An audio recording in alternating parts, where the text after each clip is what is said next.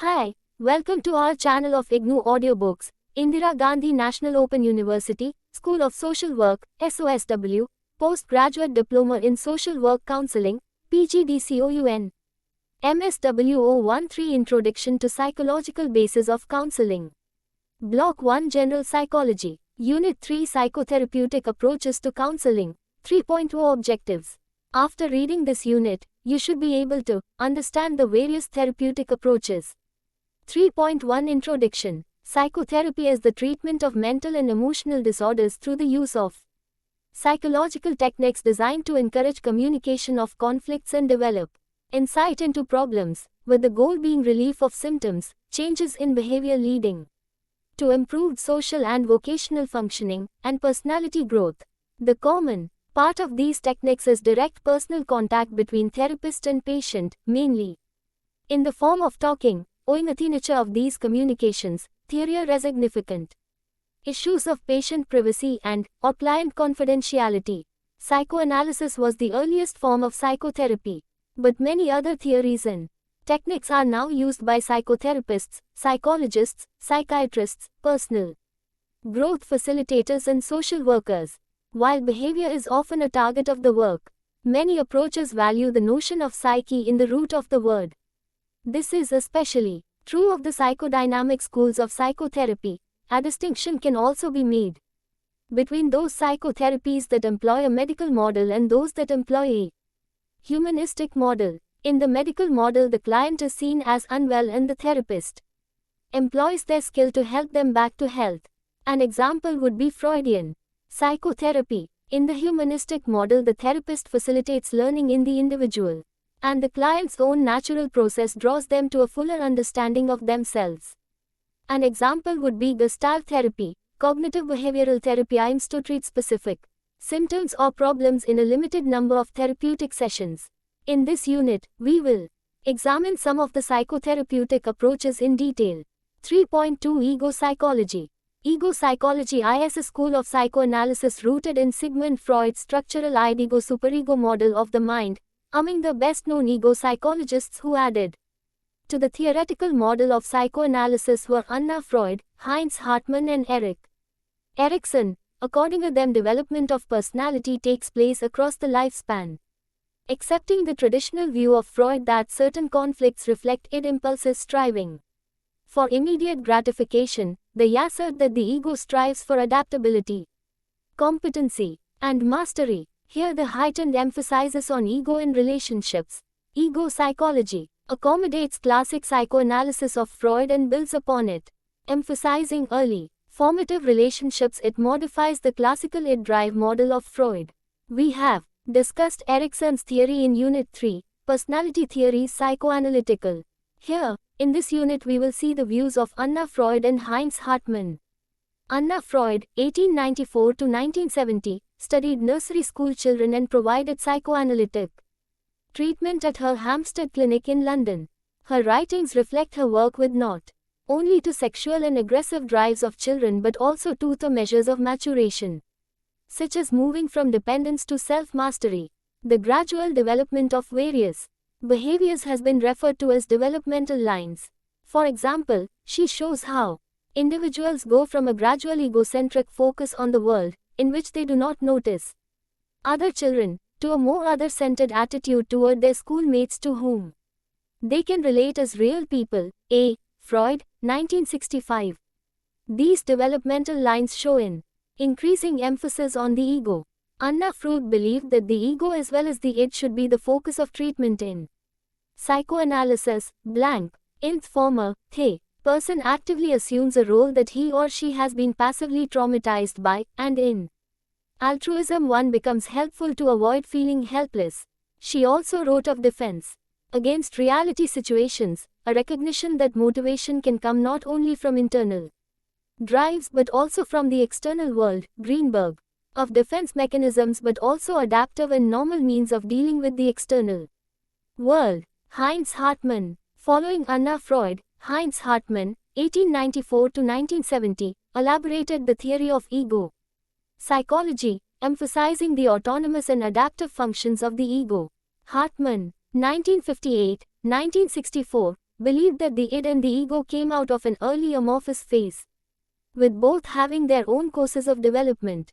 Hartman, 1958, emphasized the importance of ego in the broad-based interactions with the external world.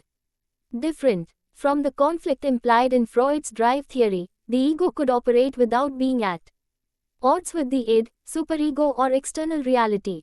In focusing on the ego's adaptive functions, Hartman, 1958, discussed various conscious and coping functions of the ego such as perceiving, thinking, and remembering. These ego functions could solve a variety of problems for the individual, as they were responsive to the external world and able to function independently of the id. Like Anna Freud, Hartman focused on the non-pathological functioning of the ego, as well as its pathological role in defense mechanisms. 3.3 Client-centered therapy. Client-centered therapy, which is also known as person-centered, non-directive, or Rogerian therapy, is an approach to counseling in psychotherapy which was developed by psychologist Carl Rogers in the 1940s and 1950s.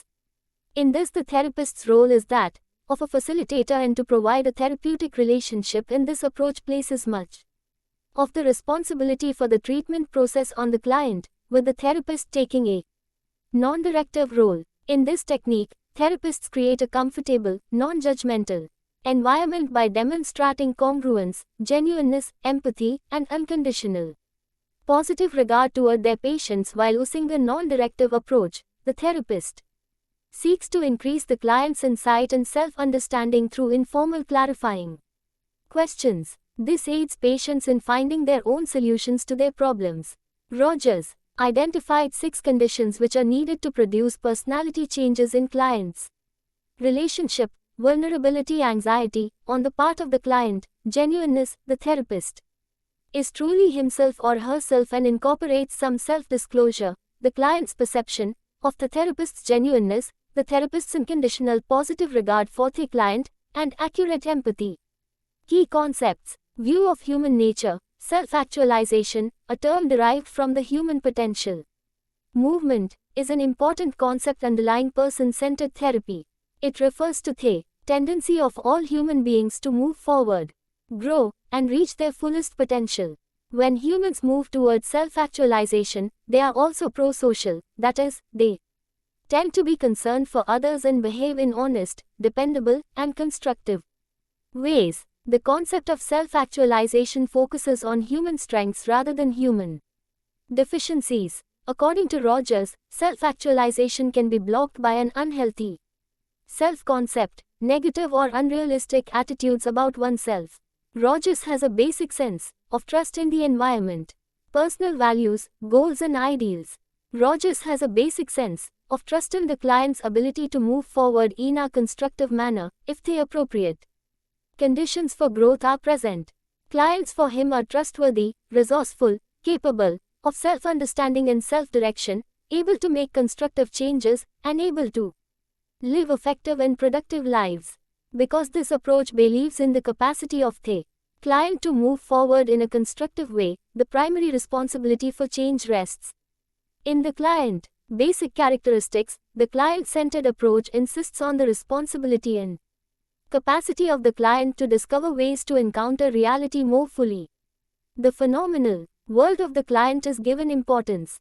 It is not only in psychotherapy that the clients experience growth, but growth can take place even in any type of caring and understanding relationship. Therapeutic goals: 2 primary goals of person-centered therapy are increased self-esteem and greater openness to experience.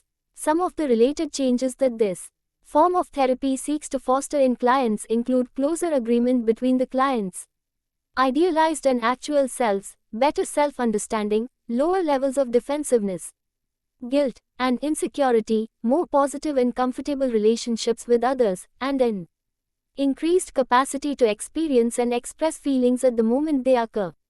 Rogers believed that the most important factor in successful therapy was not the therapist's skill or training, but rather his or her attitude. 3 interrelated attitudes on the part of the therapist are central to the success of person-centered therapy: congruence, unconditional positive regard, and empathy. This is called the therapeutic triad. Congruence or genuineness. Congruence is the most important attitude on the part of the therapist. Congruence refers to the therapist's openness and genuineness, willingness to relate to clients without hiding behind a professional facade. Therapists who functioning this way have all their feelings available to them in therapy sessions and may share significant emotional reactions with their clients. Congruence does not mean, however, that therapists disclose their own personal problems to clients in therapy sessions or shift the focus of therapy to themselves in any other way. It simply means that the therapist is real, that is, he is genuine, integrated and authentic during the therapy. Unconditional positive regard. Unconditional positive regard means that the therapist accepts the client totally for who he or she is without evaluating or censoring, and without disapproving of particular feelings, actions, or characteristics. The therapist communicates this attitude to the client via willingness to listen without interrupting, judging, or giving advice. This attitude of positive regard creates a non-threatening context in which the client feels free to explore and share painful, hostile, defensive, or abnormal feelings without worrying about personal rejection by the therapist. Accurate empathetic understanding. The third necessary component of a therapist's attitude is empathy. Accurate empathetic understanding. The therapist tries to appreciate the client's situation from the client's point of view, showing an emotional understanding of and sensitivity to the client's feelings throughout the therapy session. In other systems of therapy, empathy with the client would be considered a preliminary step to enabling the therapeutic work to proceed, but in person-centered therapy, it actually constitutes a major portion of the therapeutic work itself. A primary way of conveying this empathy is by active listening that shows careful and perceptive attention to what the client is saying. In addition to standard techniques, such as eye contact, that are common to any good listener, person-centered therapists employ a special method called reflection, which consists of paraphrasing or summarizing what a client has just said. This technique shows that the therapist is listening carefully and accurately, and gives clients an added opportunity to examine their own thoughts and feelings as they hear them repeated by another person. Generally, clients respond by elaborating further on the thoughts they have just expressed. To solve the problems common to those in client-based therapy, counselors engage in a process called reflection of feelings. This technique requires the therapist to listen empathetically to the client and then mirror back to the client his or her understanding of the client's thoughts and feelings, with the goal of helping the client to listen to his or her own experience. While practicing reflection of feelings, the therapist must be non-directive, acting as a companion as the client chooses the topics that he or she feels are pertinent to therapy. The therapist does not aim to give advice or to formulate a treatment plan, but it is important to note that he or she may give subtle recommendations from time to time to remain genuine. If the therapist were to have an idea, for example, and not share it with the client, this might demonstrate a lack of authenticity. However, the therapist must not force his or her views upon the client, who ultimately decides what is best. According to Rogers, when these three attitudes, congruence, unconditional positive regard, and empathy, are conveyed by a therapist, clients can freely express themselves without having to worry about what the therapist thinks of them. The therapist does not attempt to change the client's thinking in any way. Even negative expressions are validated as legitimate experiences. Because of this non-directive approach, clients can explore the issues that are most important to them, not those considered important by the therapist. Based on the principle of self-actualization, this undirected, uncensored self-exploration allows clients to eventually recognize alternative ways of thinking that will promote personal growth. The therapist merely facilitates self-actualization by providing a climate in which clients can freely engage in focused, in-depth self-exploration. There are no strict guidelines regarding the length or frequency of person-centered therapy. Generally, therapists adhere to a 1-hour session once per week. True to the spirit of person-centered therapy, however, scheduling may be adjusted according to the client's expressed needs. The client also decides when to terminate therapy. Termination usually occurs when he or she feels able to better cope with life's difficulties. 3.4 Rational Emotive Therapy. Rational Emotive Behavior Therapy, REBT, previously called Rational Therapy, and Rational Emotive Therapy, is a comprehensive, active directive, philosophically and empirically based psychotherapy which focuses on resolving emotional and behavioral problems and disturbances and enabling people to lead happier and more fulfilling lives. REBT was created and developed by the American psychotherapist and psychologist Albert Ellis, who was inspired by many of the teachings of Asian, Greek, Roman and modern philosophers. REBT is one form of cognitive behavior therapy, CBT, and was first expounded by Ellis in the mid-1950s. Development continued until his death in 2007. Rational Emotive Behavior Therapy, REBT, views human beings as responsibly hedonistic, in the sense that they strive to remain alive and to achieve some degree of happiness. However, it also holds that humans are prone to adopting irrational beliefs and behaviors which stand in the way of their achieving their goals and purposes. Often, these irrational attitudes or philosophies take the form of extreme or dogmatic musts, shoulds, or oughts. They contrast with rational and flexible desires, wishes, preferences and wants. The presence of extreme philosophies can make all the difference between healthy negative emotions, such as sadness or regret or concern, and unhealthy negative emotions, such as depression or guilt or anxiety. For example, one person's philosophy after experiencing a loss might take the form, "It is unfortunate that this loss has occurred, although there is no actual reason why it should not have occurred.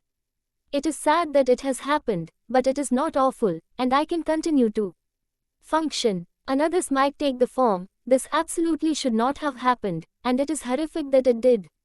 These circumstances are now intolerable, and I cannot continue to function." The first person's response is apt to lead to sadness, while the second person may be well on their way to depression. Most importantly of all, REBT maintains that individuals have it within their power to change their beliefs and philosophies profoundly, and thereby to change radically their state of psychological health. There are 12 irrational ideas that cause and sustain neurosis as explained by Albert Ellis. These core irrational ideas, which have been clinically observed, are at the root of most neurotic disturbance. Some of them are as follows. The idea that it is a dire necessity for adults to be loved by significant others for almost everything they do, instead of their concentrating on their own self-respect, on winning approval for practical purposes, and on loving rather than on being loved. The idea that it is horrible when things are not the way we like them to be, instead of the idea that it is too bad, that we would better try to change or control bad conditions so that become more satisfactory, and, if that is not possible, we had better temporarily accept and gracefully lump their existence. The idea that human misery is invariably externally caused and is forced on us by outside people and events, instead of the idea that neurosis is largely caused by the view that we take of unfortunate conditions. The idea that it is easier to avoid than to face life difficulties and self-responsibilities, instead of the idea that the so-called easy way is usually much harder in the long. The idea that because something once has strongly affected our life, it should indefinitely affect it, instead of the idea that we can learn from our past experiences but not be overly attached to or prejudiced by them. The idea that we must have certain and perfect control over things, instead of the idea that the world is full of probability and chance and that we can still enjoy life despite this. The ABC theory of personality. American psychologist Albert Ellis, the originator of rational emotive behavior therapy, REBT, was one of the first to systematically show how beliefs determine the way human beings feel and behave. Dr. Ellis developed the ABC model to demonstrate this. A refers to whatever started things off, a circumstance, event or experience, or just thinking about something which has happened. This triggers off thoughts, B, which in turn create a reaction, feelings and behaviors, C. To see this in operation, let's meet Alan, a young man who had always tended to doubt himself. Alan imagined that other people did not like him, and that they were only Friendly because they pitied him. One day, a friend passed him in the street without returning his greeting, to which Alan reacted negatively. Here is Alan's beliefs and his reaction, put into the ABC format. A. What started things off? Friend passed me in the street without speaking to me. B. Beliefs about A. He's ignoring me. He doesn't like me. I could end up without friends forever. That would be terrible. For me to be happy and feel worthwhile, people must like me. I'm unacceptable as a friend, so I must be worthless as a person. C. Reaction. Feelings. Worthless, depressed. Behaviors. Avoiding people generally. Now, someone who thought differently about the same event would react in another way. A. What started things off? Friend passed me in the street without speaking to me. B. Beliefs about A. He didn't ignore me deliberately. He may not have seen me. He might have something on his mind. I'd like to help if I can. C. Reaction. Feelings. Concerned. Behaviors. Went to visit friend, to see how he is. These examples show how different ways of viewing the same event can lead to different reactions. The same principle operates in reverse. When people react alike, it is because they are thinking in similar ways. The rules we live by. What we tell ourselves in specific situations depends on the rules we hold. Everyone has a set of general rules. Some will be rational, others will be self-defeating or irrational. Each person's set is different. Mostly subconscious, these rules determine how we react to life. When an event triggers off a train of thought, what we consciously think depends on the general rules we subconsciously apply to the event. What are self-defeating beliefs? To describe a belief as self-defeating or irrational is to say that it distorts reality, it's a misinterpretation of what's happening, or it involves epistemological ways of evaluating yourself, others, and the world around you. It blocks you from achieving your goals and purposes. It creates extreme emotions which persist and which distress and immobilize, and it leads to behaviors that harm yourself, others, and your life in general. Rational thinking. Rational thinking presents a vivid contrast to its illogical opposite. It is based on reality. It emphasizes seeing things as they really are, keeping their badness in perspective, tolerating frustration and discomfort, preferring rather than demanding, and self-acceptance. It helps you achieve your goals and purposes. It creates emotions you can handle, and it helps you behave in ways which promote your aims and survival. We are not talking about so-called positive thinking. Rational thinking is realistic thinking. It is concerned with facts, the real world, rather than subjective opinion or wishful thinking. Realistic thinking leads to realized emotions. Negative feelings aren't always bad for you. Neither are all positive feelings beneficial. Feeling happy when someone you love has died, for example, may hinder you from grieving properly. Or to be unconcerned in the face of real danger could put your survival at risk. Realistic thinking avoids exaggeration of both kinds, negative and positive. Practice of REBT. As REBT is multimodal and integrative, it uses a variety of cognitive, affective and behavioral techniques, tailoring them to the given client. Cognitive methods. The therapist points out to the client in a direct and quick manner what it is that she is continuing to tell himself, herself, and then teach him, her how to deal with such self-statements. It heavily relies on thinking, disputing, debating, challenging, interpreting, explaining, and teaching. Some of the techniques are disputing irrational beliefs, cognitive homework, changing one's language and use of humor. Emotive techniques. Clients are taught to accept themselves unconditionally, and this is done by modeling of the therapist himself. Some of the emotive techniques are rational, emotive imagery, role-playing, shame-attacking exercises, and use of force or vigor. Behavioral techniques. Most of the behavior therapy procedures are used, especially operant conditioning, self-management principles, systematic desensitization, relaxation techniques, and modeling. Clients are encouraged to do things which they are afraid of doing. For example, a person who is afraid of dogs may be asked to approach a dog and even gradually touch it later.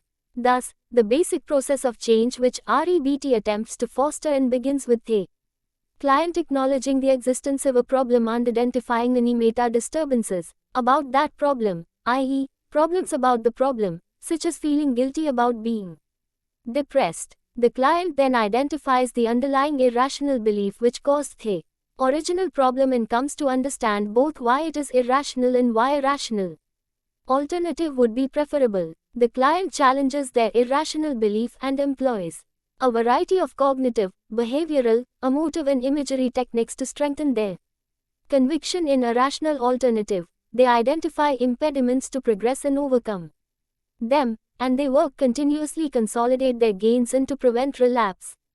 To further this process, RET advocates a selective eclecticism, which means that REBT counselors are encouraged to make use of techniques from other approaches, while still working specifically within the theoretical framework of REBT. In other words, REBT maintains theoretical coherence while pragmatically employing techniques that work. Throughout, the counselor may take a very directive role, actively disputing the client's irrational beliefs, agreeing homework assignments which help the client to overcome their irrational beliefs, and in general, pushing the client to challenge themselves and to accept the discomfort which may accompany the change process. 3.5 Transactional Analysis. Transactional analysis, TA, is a model of psychotherapy and theory of personality, which integrates psychoanalytic concepts with humanistic philosophy. There are three distinct yet interrelated schools of theory and practice which have been developed. From Eric Burns, 1910 to 1970, Original Teaching, the Basic Philosophical Assumptions are: people are born okay, psychological disturbances acquired. People are capable of thinking independently, unless severely brain damaged. People are responsible for the decisions they make and their consequences. A distinguishing feature of TA is the use of formal treatment contracts. Client and therapist negotiate a treatment contract with a clearly defined observable outcome. This makes explicit the joint responsibility of client and therapist in the relationship and acknowledges their equal worth. An important part of TA practice is the sharing of information. Clients have access to records, plan their treatment and are encouraged to learn the theory so that they can work with the therapist as they map the nature of their problems.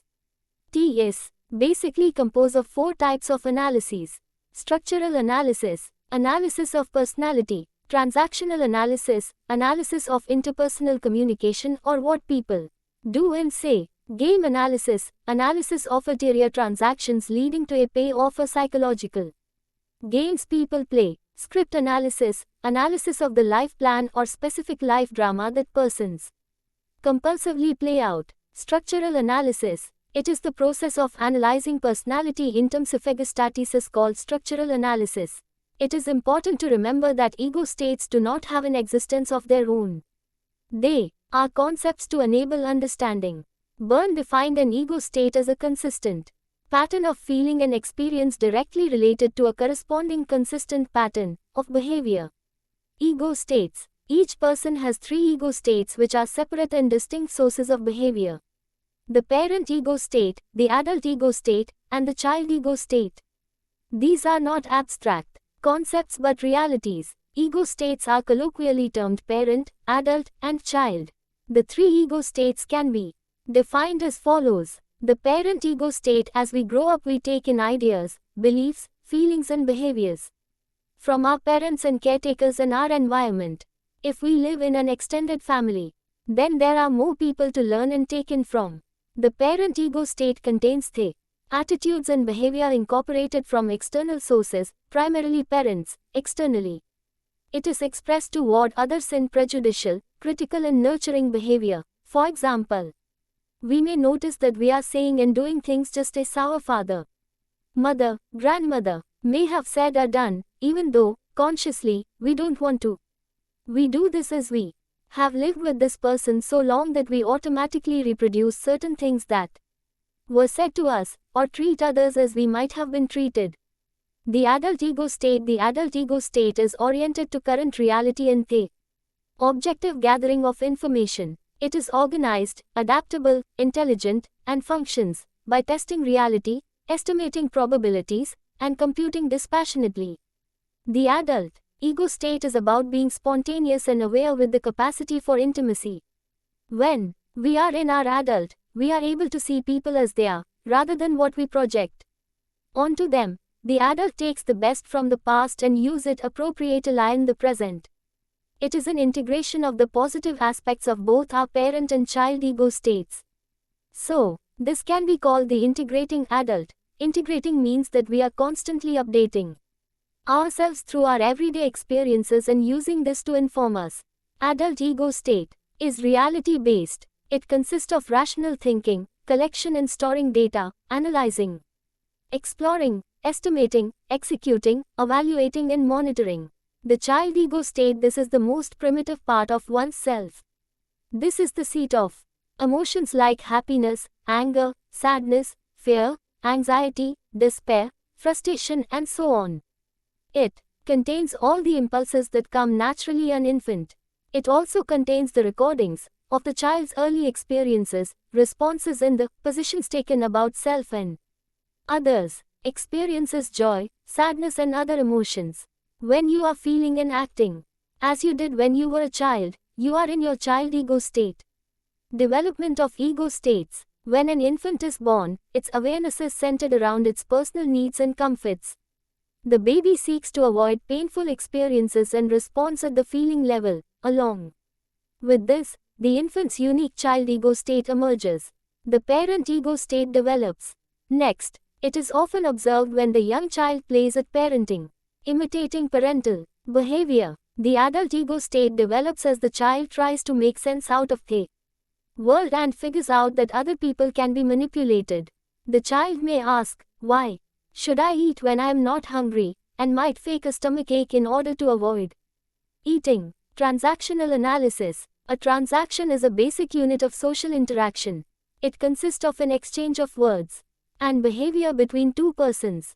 The heart of transactional analysis is the study and diagramming of the exchanges between two persons. There are mainly three types of transactional analysis: complementary transactions, cross transactions, ulterior transactions. A complementary transaction, Fig. 2, occurs when a message, sent from a specific ego state, gets the predicted response from a specific ego state in the other person. Byrne describes a complementary transaction as one which is appropriate or expected, and follows the natural order of healthy human relationships. When two people stand glaring at each other, turn their backs on each other, are unwilling to continue transacting, or are puzzled by what has just occurred between them, it is likely that they have just experienced a cross transaction. A crossed transaction occurs when an unexpected response is made to the stimulus. Ulterior transactions are the most complex. They differ from complementary and cross transactions in that they always involve more than two ego states. When an ulterior message is sent, it is disguised under a socially acceptable transaction. 3 rules of transactions. Always have complementary transaction, so that you can communicate with people without any obstruction. Avoid cross transaction as it stops communication and breaks relationship. Beware of ulterior transactions as it has double meaning. Other concepts in the psychological games. Byrne defines a psychological game as a recurring set of transactions, often repetitive, superficially rational, with a concealed motivation, or more colloquially, as a series of transactions with a gimmick. These are patterns of transactions which appear to be complementary, but with hidden meanings. Reasons for playing games. People play psychological games to strengthen their psychological life positions, to get positive strokes, and to avoid openness. Games blocks intimacy. Psychological life positions. In the process of growing up, people make assumptions about their self-worth as well as the worth of significant others based on their childhood experiences. These assumptions are described in terms of awkwardness. The psychological positions taken about oneself and about others fit into 4 basic patterns. The first is the winner's position, but even winners may occasionally have feelings that resemble the other 3. 1. I am okay, you are okay. 2. I am okay, you are not okay. 3. I am not okay, you are okay. 4. I am not okay, you are not okay. Strokes. Strokes are exchanged whenever 2 persons are met. The term stroke refers to giving some kind of recognition to the other, A stroke is a unit of recognition which may be positive or negative. Positive strokes make one person feel good and contribute to a person's sense of being okay. Negative strokes hurt physically or emotionally and make one feel less, not okay. Discounting and negative stroking. A discount is either the lack of attention or negative attention that hurts physically or emotionally. A person who is ignored, teased, diminished, humiliated, physically degraded, laughed at, called names, or ridiculed is in some way being treated as insignificant. A discount occurs if 1. The problem itself is not taken seriously. 2. The significance of the problem is denied.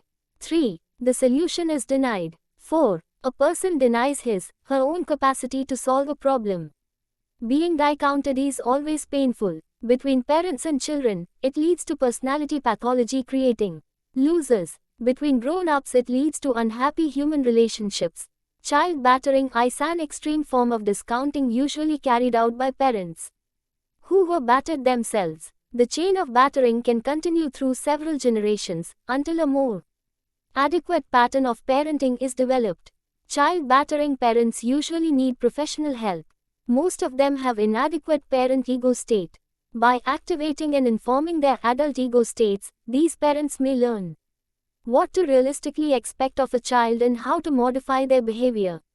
Script. A script is a complete plan of living, offering structure of injunctions, prescriptions and permissions and structure which makes one winner or loser in life. A person's psychological script is a life plan, a drama which he writes and then feels compelled to live out. Script analysis is an examination of transactions and interactions to determine the nature of one's life script. Stages of treatment. 1. Establishing a working alliance with the client, mapping the nature of problems and negotiating a preliminary contract. 2. Decontamination of client's adult ego state. The therapist helps the client to identify the parental prejudices and childhood fantasies that they have used to distort reality and reinforce their life script. This increases self-awareness, awareness of others, and the capacity for self-support. 3. The confusing the child ego state and developing an internal nurturing parent.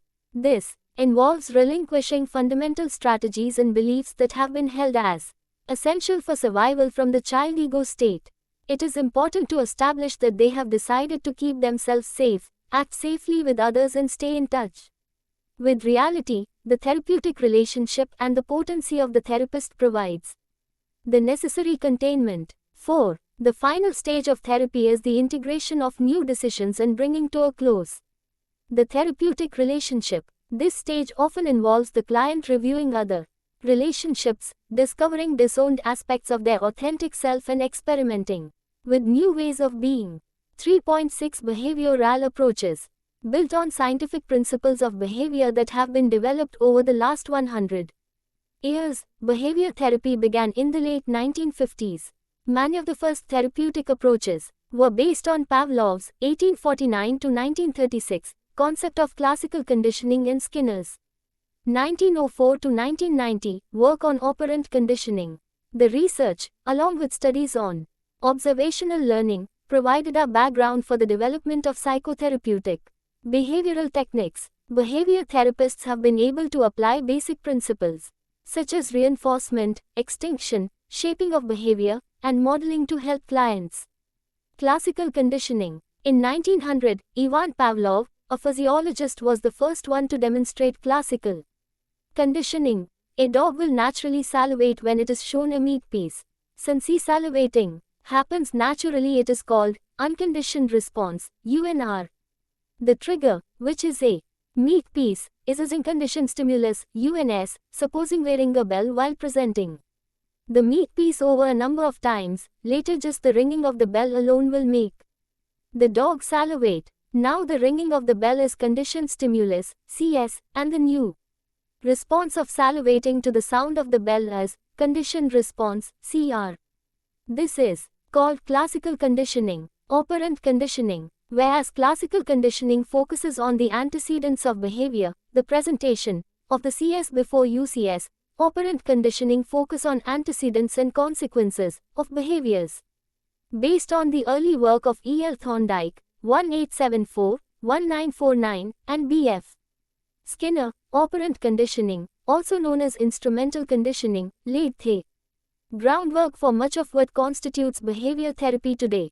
This work formed the basis for the application of principles of behavior to a wide variety of problems, especially those dealing with severe mental disabilities such as schizophrenia and autism.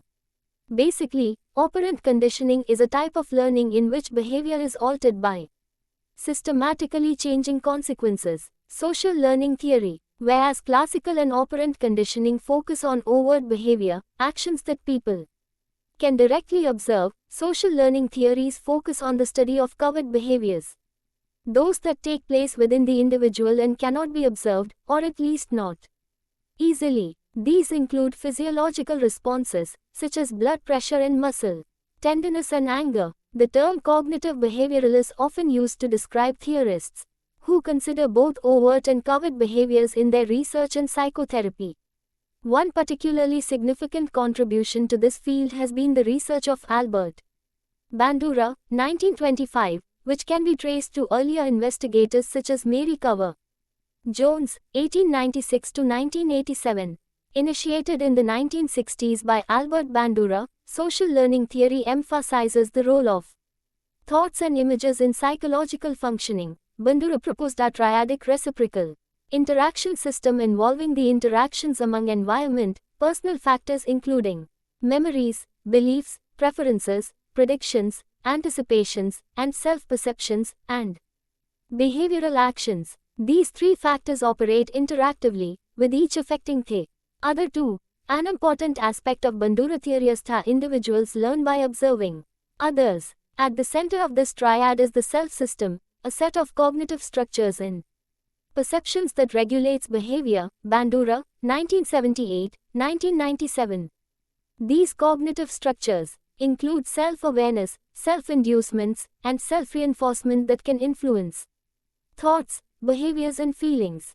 Related to these is the concept of self-efficacy, which deals with how well people perceive that they are able to deal with difficult tasks in life. Bandura, 1986. Associated with a strong sense of self-efficacy is the ability to accomplish significant tasks, learn from observation, believe that one can succeed, and have a low level of anxiety.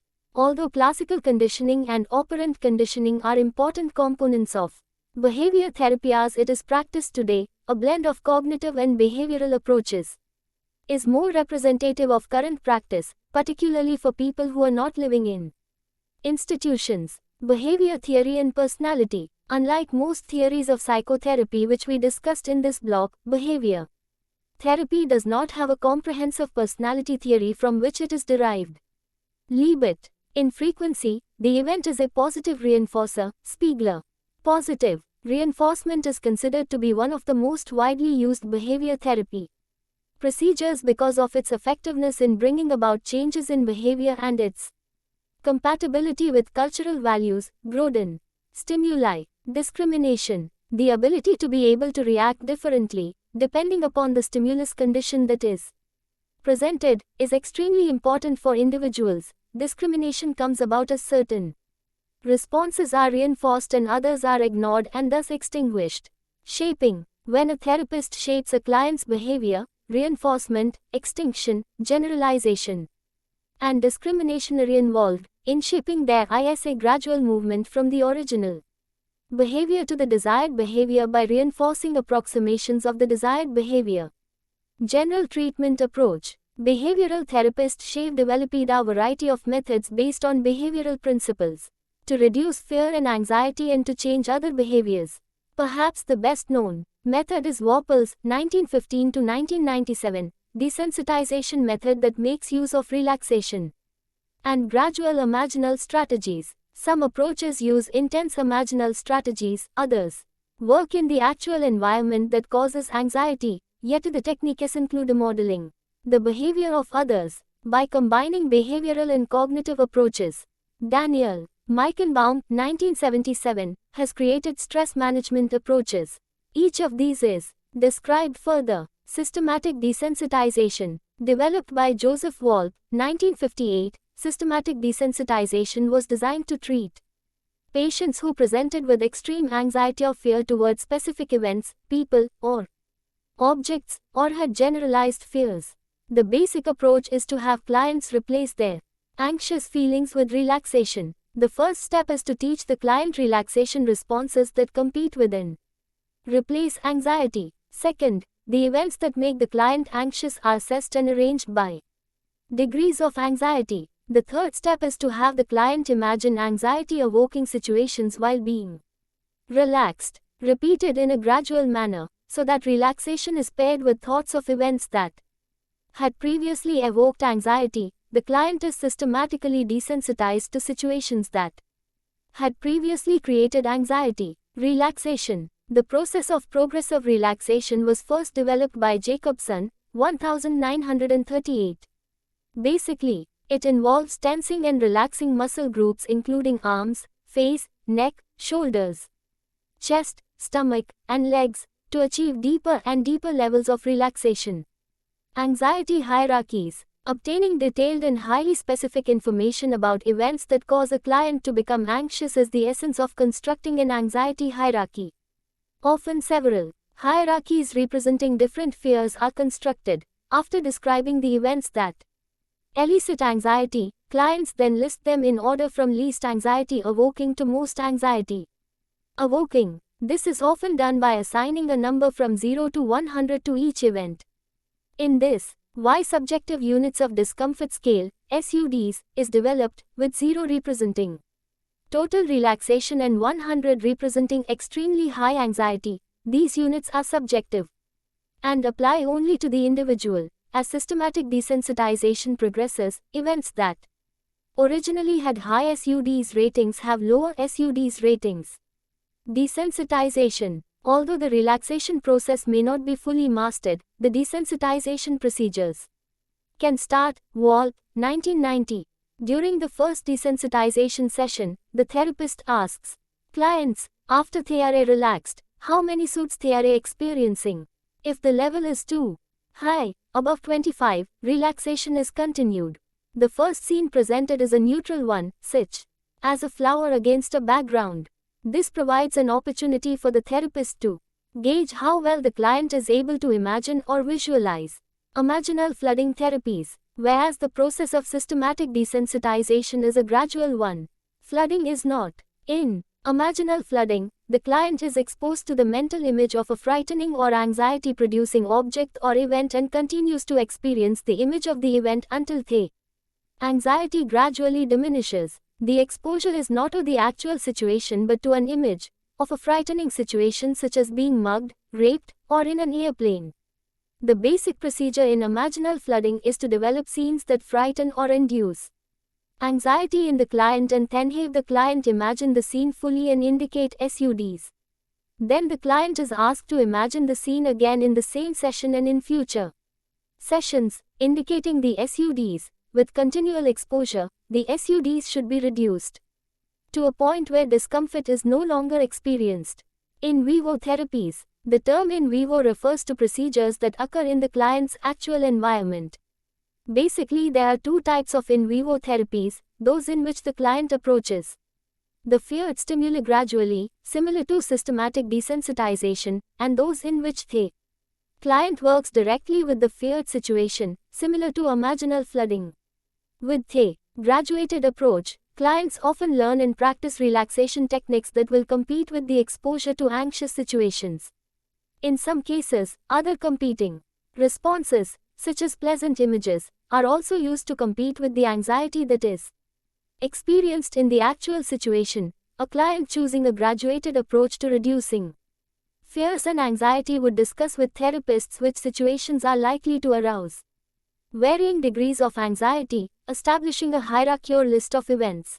Modeling techniques. The therapeutic use of modeling is based chiefly on the work of Bandura, 1969, 1971, 1976, 1977, 1986, and 1997.